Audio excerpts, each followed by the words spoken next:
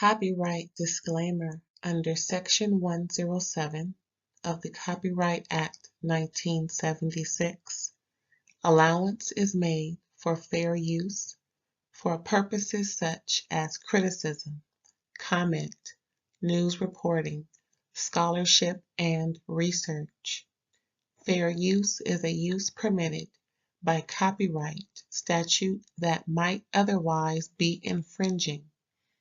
Nonprofit, educational, or personal use tips the balance in favor of fair use. Thank you. Now enjoy the show.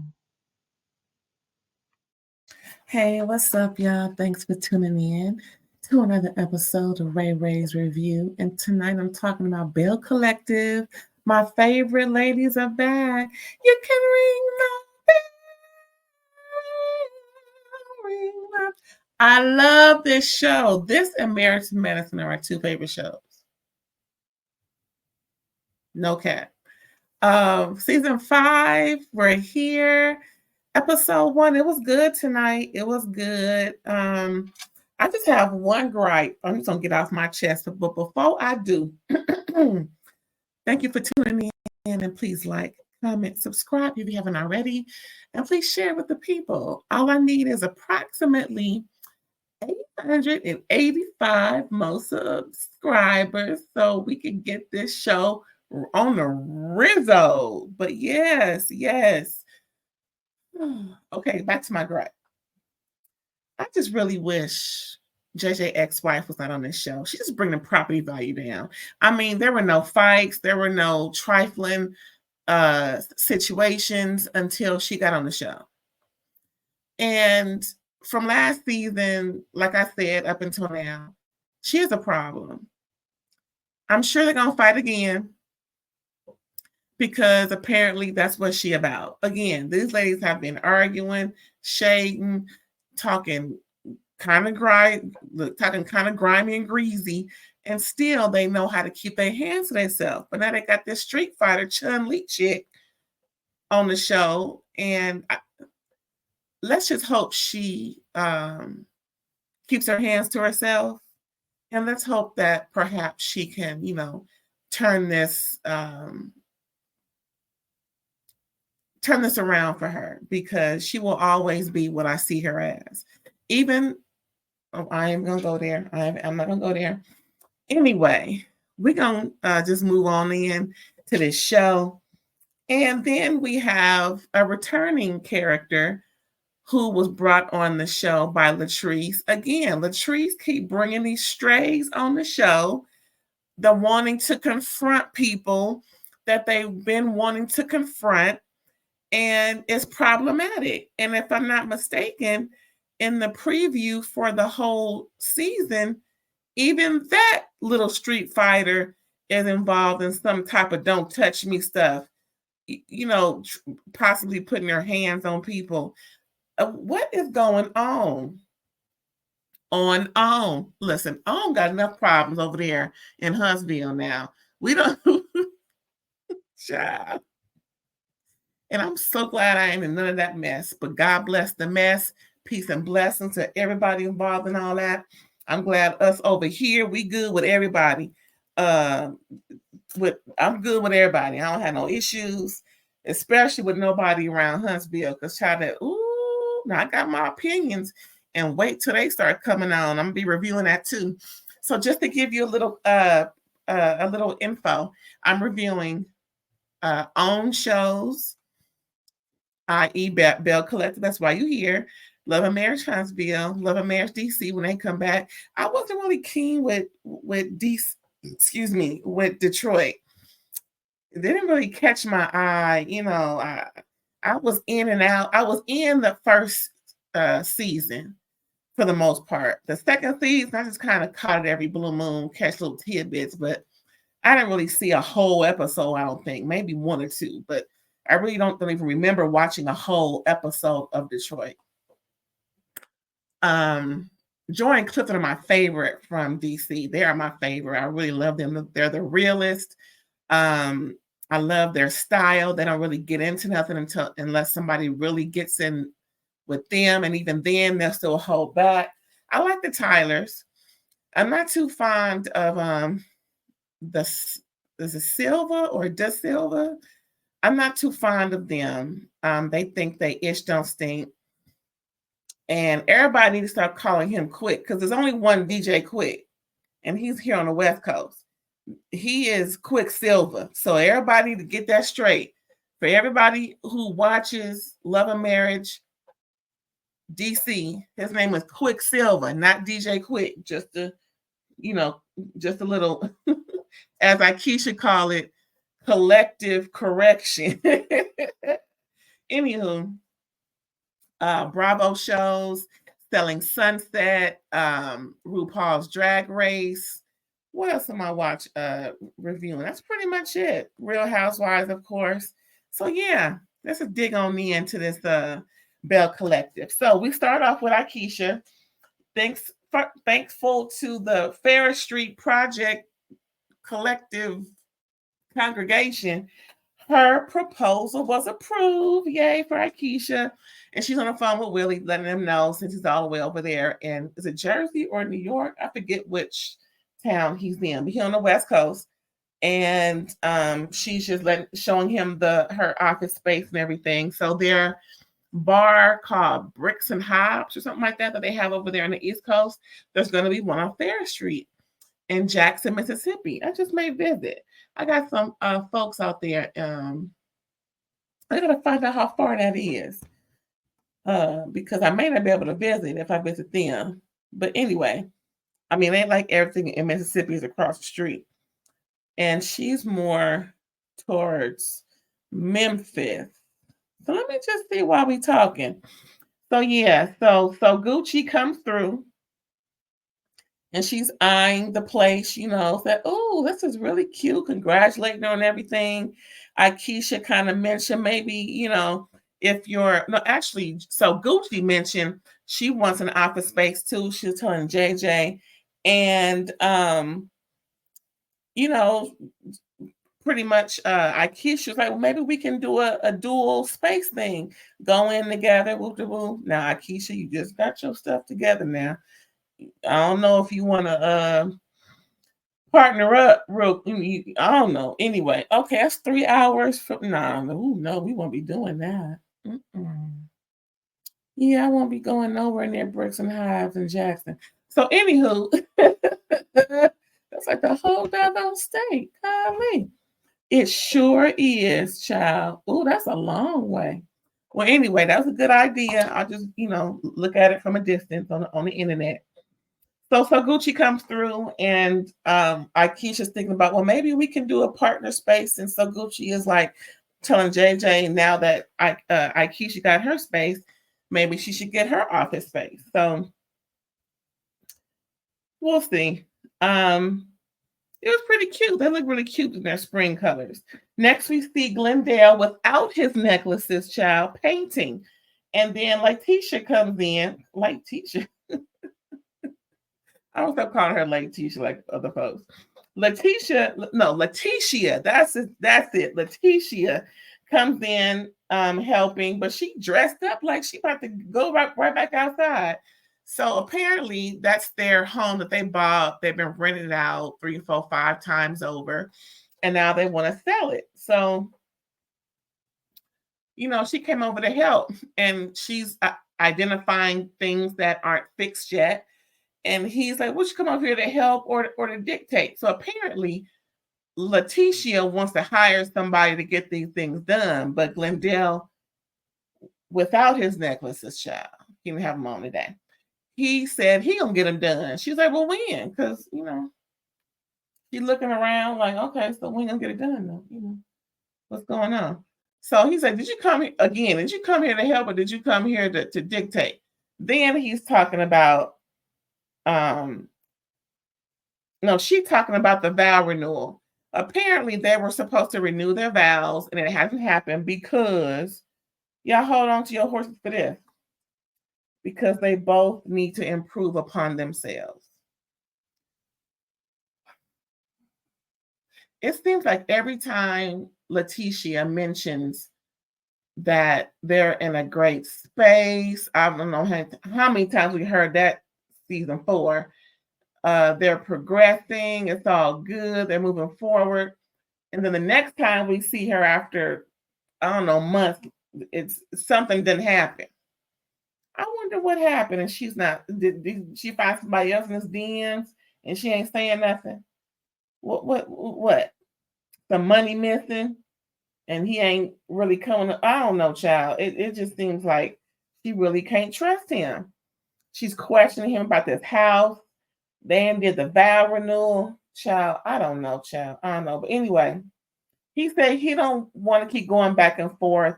He feels like she's too busy for him to appreciate her glow up. Now, I read in between the lines, and that's telling. Now, I could be wrong. I don't think I am, but I could be wrong in interpreting that he's still not, he still find issues with how she does what she does. So he said he's tired of the back and forth. I'm pretty sure she is too. But it kind of seemed like it because she's the one in control. Ooh, and maybe that's what it is for him. Because she's in control, he wants control, as Cliff instructed him to be in control, and he can't do what Cliff do. Maybe that's the back and forth. Anyway, Aikisha texted everybody about the collective correction as she was telling Sogucci. She wants as she was telling Willie, she wants all of the Bells to come together so they can get some, get some straightening. And both, that's messed up. Both Lateishia and Glendale laughed at the text message because they find it funny and silly. Okay, I guess. Next, we have Latrice at her taste bar. Her and what's her man name? Cliff. Her and Cliff got a taste bar and grill with condos on top that they're getting, ready for opening. And then JJ ex-wife show up. Apparently, she's going to be the bar manager. As Latrice put it, she used to be a waitress and she made over 6 figures. So I know she'll be a great bar manager. Girl. What? Huh? Anyway, so, okay. JJ ex-wife had the audacity to ask Latrice about her old work because if you don't remember, JJ and Cliff was discussing how they both was in relations with his ex-wife. So apparently, and it sounded like to me that the ex-wife was cheating on JJ with Cliff, because she was in them streets while he had the kids, back in the day. And so they were both discussing her. I mean, not like on The Color Purple. Oh, no, Suge didn't come on this show. Let me stop. So anyway, JJ ex-wife is gonna be the bar manager. Child, I guess. So she's engaged to this dude named Mike, and they met at a food truck where she wanted some sausage. Of course she did. And he took the last one. So when he found out she wanted it, he gave it to her. And she said they've been together ever since. So they met over sausage. Isn't that ironic? What else going on, child? Oh, then Latrice talking about she only fucks with Tambra and nobody else because everybody else ain't sugar honey iced tea. Ain't that nothing? Oh, and then now this part is funny. Now, if you forgot, there was some court stuff between Sogucci where she sued JJ ex-wife for assault. And so I remember the fight. I remember it was just horrible. To me, it was JJ ex-wife fault because she's the one who initiated contact. They've been talking all of these years. They've been talking back and forth, shading and giving a whole lot of something to each other. But it wasn't until she got on this show. That's why I'm saying the Street Fighter chick, they came on the show. So now the Street Fighter got called out in court. So apparently the judge saw that there was not going to be a peace bond situation, instead a no contact order. And that means that JJ ex-wife can't be around Sogucci.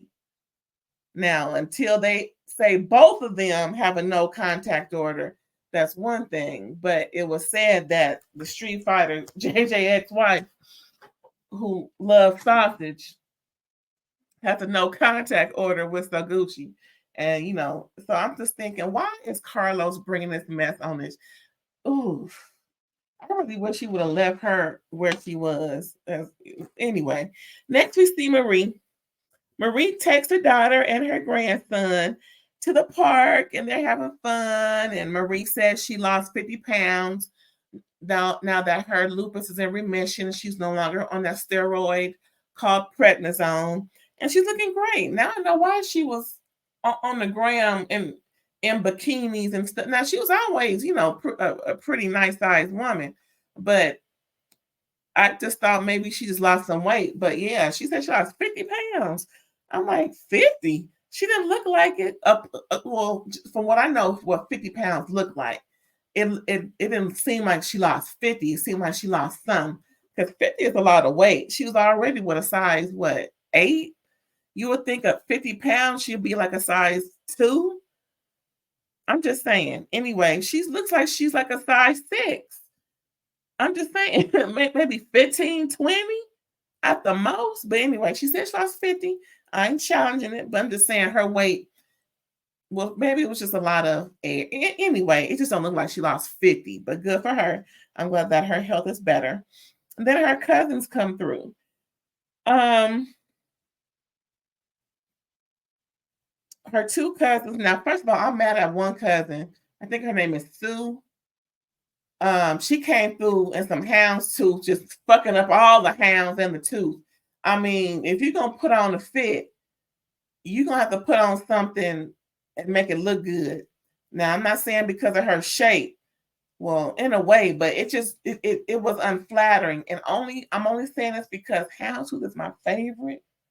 Houndstooth and pleats and Little Argyle. Them 3 are the top-notch prints and designs that I love. And I can't believe she put on a houndstooth jumper or whatever it was, and it was just so ill-fitting. Girl, you could have dressed it up. You could have put a belt on, anything but this drab sweater. And I need to find me a houndstooth jumper. Ooh, I love me some hound. I said, no, she ain't walking through the park in this again, girl. That's the only thing that made me mad about that. Anyway, I love me a good houndstooth. Oh, I got about 12 outfits as a houndstooth outfit, plus socks, plus accessories. Thank you. Anywho, what was I at, child? Made me mad. Oh, so Marie, she at the park, and her cousins come through. So pretty much, they're telling Marie that they were trying to get in touch with her to invite her to Sue's party. It was a birthday party or some type of gathering, get together, whatever. But they said some other cousin is mad at her, and it may be a problem. She's like, what you mean? So she invited them, to sit down and everything. And so pretty much they say that Marie makes them feel belittled. And Marie says they stuck in a rut, and it's not her fault. She brought them on to the job, hired some people, or just maybe them too, and they have to, start changing their life. She's like, you can't, and we all know this, you can't, get in on a good thing and continue the mess. You have to rise above it. And that's what it sounded like Marie was saying, that it's not her fault that she's elevating, and she did bring them on. We can't say she didn't. And we know how Marie is. She's proud of herself and her accomplishments, and she's going to flaunt it because she works hard. I believe the woman got MBA, and I think, if I'm not mistaken, she just got her PhD. I think I saw that on the ground. So, and she battling lupus and all this going on with her mama in and out of the crack house. And child, at some point, people, now again, I'm only going by what I saw. Who knows what they said, and it didn't air it.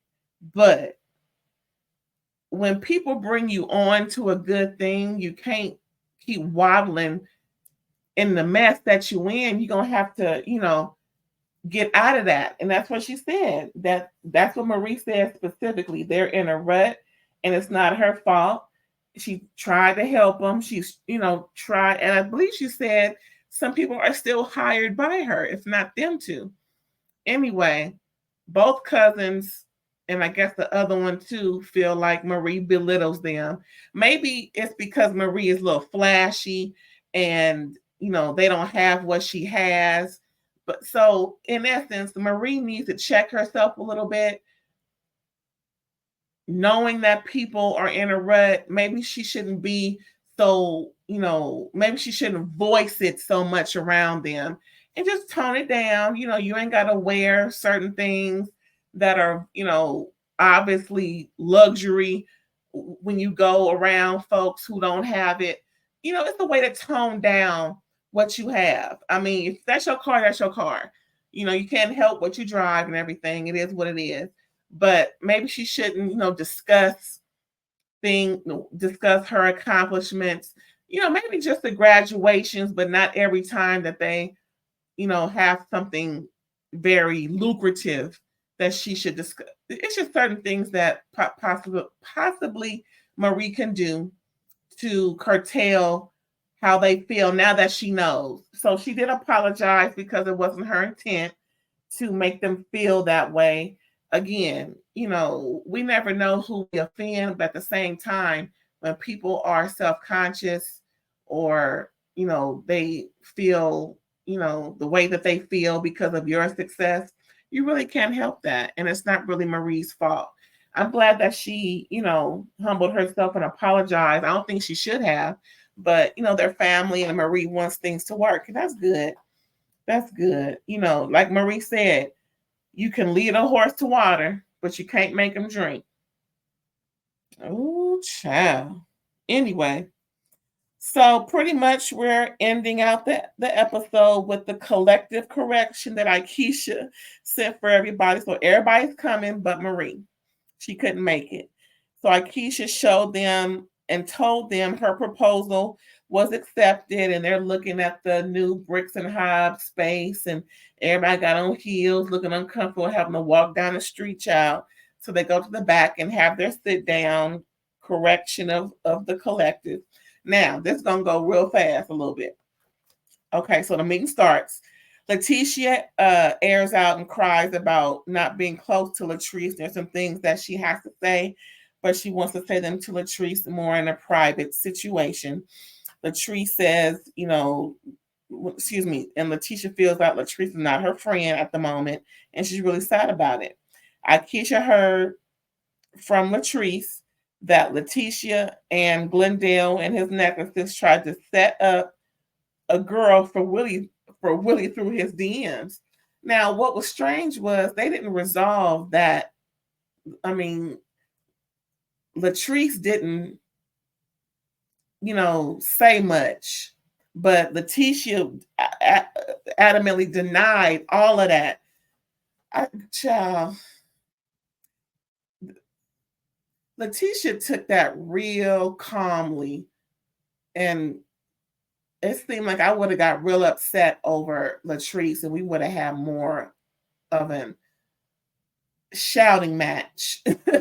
And I would not have been calm knowing that me and my man are accused of doing something like that to another man who's married to somebody who's on a show with me. I don't know. Are they fooling us with this copy and paste that production's putting out? I don't know. Next, we got Sogucci. She mad at Tambra because Tambra and Latrice was in court. She understood Latrice, but Tambra, why was Tambra there? Tambra said she was subpoenaed, and that's what she's supposed to be. She didn't really want to be in nobody's court, but it is what it is. But Tambra also was upset how Gucci, speaks on her family, throwing a lot of shade at her family. And they didn't delve into that either. It was like a quick mention, and it was more of a mention about the court stuff. That was real weird. I don't know, that whole, this whole scene was a little wonky. Then Latrice was asked what people did to her because she keeps saying, y'all know what y'all did, I know what y'all did. But in the confessionals, she's a lot more assertive and, opinionated. But in front of people, I don't know, is it production? Because I would have imagined Latrice would have just said, you did this and you did this and you did it. Or maybe she's just, leaving it for the next episode, child. I don't know. What else happened, child? What else? Now, Aikisha made a point to say that she's not a problem to nobody. And she's just here to try and help fix the situation. Because Aikisha's not. Aikisha and Willie are the least problematic in this group. But, child, that introduction to the season, child, there's some stuff that's gonna go on with the dudes. I don't know. It ain't just the women on these shows acting a butt. Anyway, what else going on, child? So pretty much Latrice and Sogucci discussed, the whole fight situation and how Sogucci felt about Latrice possibly setting her up, having JJ ex-wife Street Fighter who likes sausage to come over when, she's never been there before. It was just, anyway. So Latrice said, I can understand that, and I apologize for if you felt that way. I was like, what? Latrice apologize? Child, what the heck going on? So then they kind of made up a little bit, So pretty much, after cooler heads prevailed, and Sogucci was able to answer the text that Latrice sent, they were able to take pictures, slap fives, and pretty much, laugh about stuff towards the end of that. I don't know.